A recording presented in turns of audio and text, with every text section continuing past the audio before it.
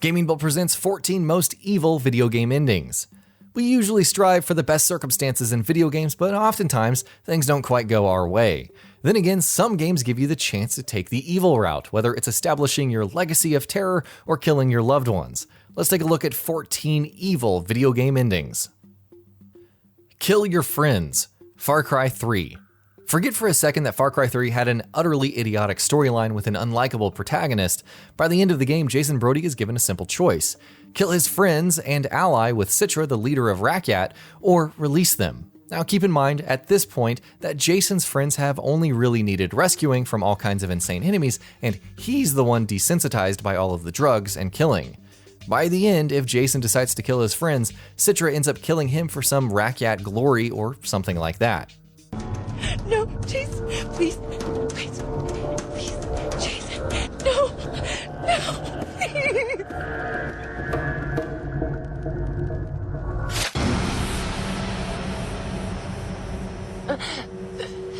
Jason. Abandoned Mission. Mass Effect 3 Extended Cut. Mass Effect 3, for all of its ending's faults, was a pretty good game. Still, BioWare wanted to cater to its fans and released the Extended Cut with all new endings. One such ending sees Shepard not activating the Crucible on Earth when his teammates are injured by the Reapers. Keep in mind that he calls the Normandy for evacuating them and could very well continue on his own. Instead, Shepard can abandon the mission, which sees the Reapers winning, though they are defeated in the next cycle. And if I die, I'll die knowing that I did everything I could to stop you. And I'll die free. So be it. The cycle continues.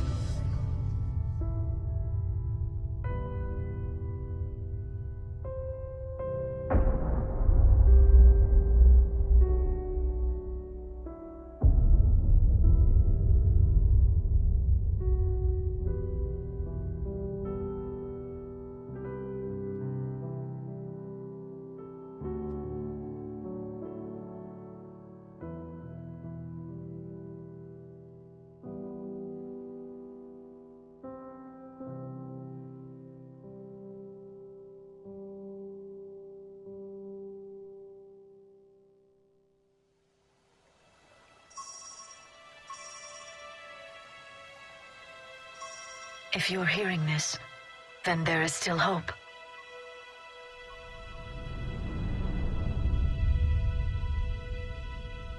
Hope that you can avoid the same mistakes we made. We fought the Reapers, but we failed to stop them. We did everything we could. We built the Crucible, but it didn't work. We fought as a united galaxy, but it wasn't enough. I only hope the information in this capsule is enough to help you before it's too late. Self-Destruct Ending. The Stanley Parable. There's a number of endings in the Stanley Parable, but if you follow the most basic one, discovering a giant mind control machine that Stanley's higher-ups are using on him and his co-workers, it can either be turned on or off. Turning it on will assume that Stanley wants to take control of it for himself. Of course, the narrator uses this opportunity to trap Stanley and activate a nuclear device, ticking away the minutes until his demise and mocking him all of the while. Who's really evil in this scene, though? Stanley, who tried to exert total control over all, or the narrator who decided to stop him? Sabotage the water purifier. Fallout 3. President Eden's plan in Fallout 3 is very simple. Take a modified strain of the Forced Evolutionary Virus, or FEV, introduce it into the Jefferson Memorial Water Purifier, and pretty much wipe out all mutated life. That includes humans, by the way. If you go about this route, the Enclave will apparently take over. Interestingly, if you have the Broken Steel DLC, thus surviving the events of the end, you'll hear about life suffering thanks to the FEV. Great job. Sadly, when selected by the sinister president to be his instrument of annihilation, the Wanderer agreed.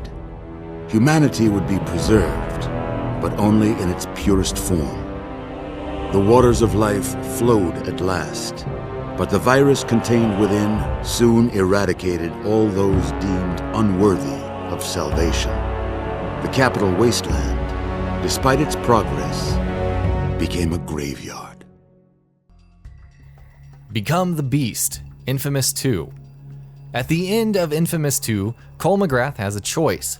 He can activate the RFI to save humanity from a terrible plague and wipe out his fellow conduits, including the Beast, or he can kill former friends, including Zeke, who is futile in stopping him, destroy the RFI, take the Beast's powers for his own, and see humanity crumble while preparing to rule for the conduits. Yeah, that's definitely as evil as it gets. John transferred his powers into me, and then he just let go. The blast was devastating, but worth it. New conduits had been activated, all of them healed of the plague. We said goodbye to our old lives and got to work mastering our new abilities. There was a job to do. Millions were still infected, and all of them would die within weeks.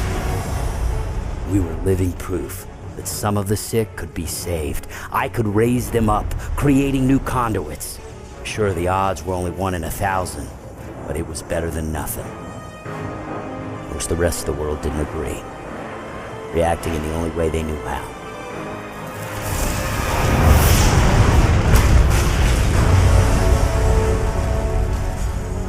The plague just sped up the inevitable. An evolutionary jump. Humanity giving way to conduits. I'd been given powers to save the world from this change. But now I stand at its center. I have become the Beast. Evil Endings, Deus Ex Human Revolution. Depending on your choices made in Deus Ex Human Revolution, it's possible to obtain a number of evil endings for Adam Jensen. You can side with Darrow's belief and cause humanity to ostracize augmentation and by extension those who use them. Perhaps you want William Taggart, the anti-augmentation group leader, to receive more support along with the Illuminati. What's interesting is that your choices could make all endings, like the destruction of Panchaea, turn out either good, evil, or neutral. The Evil Ruler, Fable 3. If Fable 3's endings prove anything, it's that people can be hard to please. Case in point, becoming an evil ruler will see you create factories and logging camps, funding the defense of Albion for the impending crawler invasion. By the time the invasion hits, very few civilian lives are actually lost. Ideologically, however, you are doing the same thing as the former King Logan and becoming a tyrant. Yes, the people are saved, but at what ideological cost? Genocide Run, Undertale. Okay, but seriously, if you go about killing every single character, including Toriel in Undertale, you're just inherently evil. The game actually runs with that, letting you mercilessly kill Sans, Asgore, and Flowey by the end. Chara will then appear thanks to the player's max love, and they can then partake in the destruction of everything, which you don't really have a say in, by the way. To make things worse, if you want to replay the game, you must sacrifice your soul to Chara.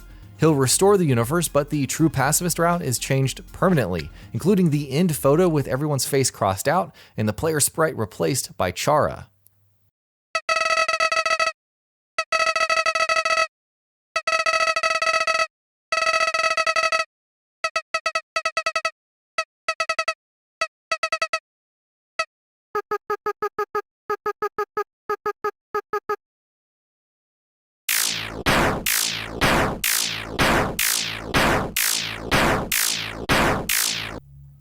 High Chaos Endings, Dishonored 2.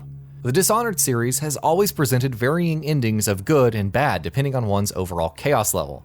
In Dishonored 2, though, the high chaos options only reinforce the evil decisions made. For instance, playing as Corvo and not saving Emily on high chaos results in him becoming a tyrant. Meanwhile, whether Emily saves Corvo or not, she'll become an exceedingly violent empress and mercilessly purge her enemies. And so the Duke fell, and in his place arose a figure from the underworld. Paolo had come into the world with nothing, but was determined to leave it a very rich man. Sometimes power shouts, and sometimes it whispers.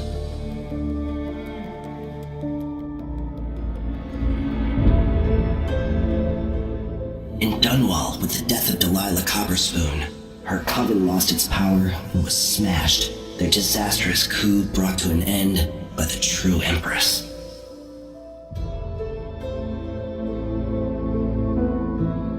And thus Emily the Butcher took back her empire and executed her enemies, her father standing in silence beside her throne for all her years and beyond. The New Emperor, Star Wars Dark Forces 2 Jedi Knight. You never go full Sith, as the highly underrated Star Wars Dark Forces 2 Jedi Knight taught us. If one is a little too crazy about the dark side, then they can have protagonist Kyle Katarn kill his friend Ors before battling Jarek. Killing Jarek will then cause Kyle to become the new Emperor. Absolutes, man. They will get you.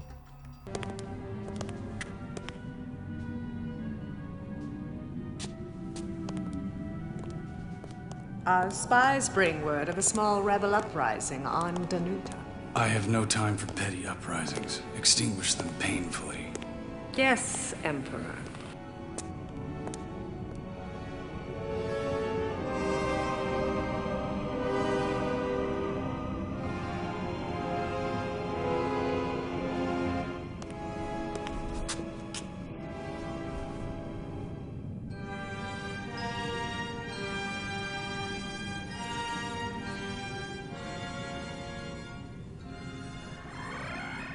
I want you to remember, son, when you're at the academy, how very proud I am of you.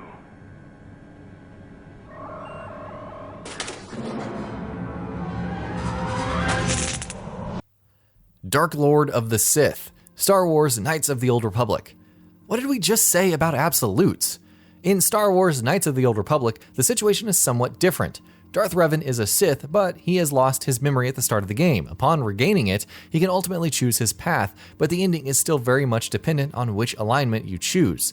If you decide to take control from Malak, giving into the dark side, then Revan becomes the Dark Lord of the Sith and presumably wages all kinds of war. The ABCs of Evil, Nier Automata. Nier Automata has 5 major endings that matter, but there are 26 endings in total. Some of the endings are pretty crazy. Leave the battlefield to pursue fishing or even self-destruct inside of the Yorha base to kill everyone, effectively letting the machines win. While some endings can result from mistakes or not completing objectives, there's something pretty messed up about leaving Pascal's village to die because you felt like taking a long walk. ADELL Possessed, Disgaea 2. When Disgaea 2 tells you to become the worst villain ever, it is not joking. To achieve ultimate evilness, ADELL needs to rack up 99 felonies, kill 99 allies in battle, including Rosalind, and defeat a boss who's level 2000. So what happens? Well, ADELL will kill Rosalind and become possessed by Xenon.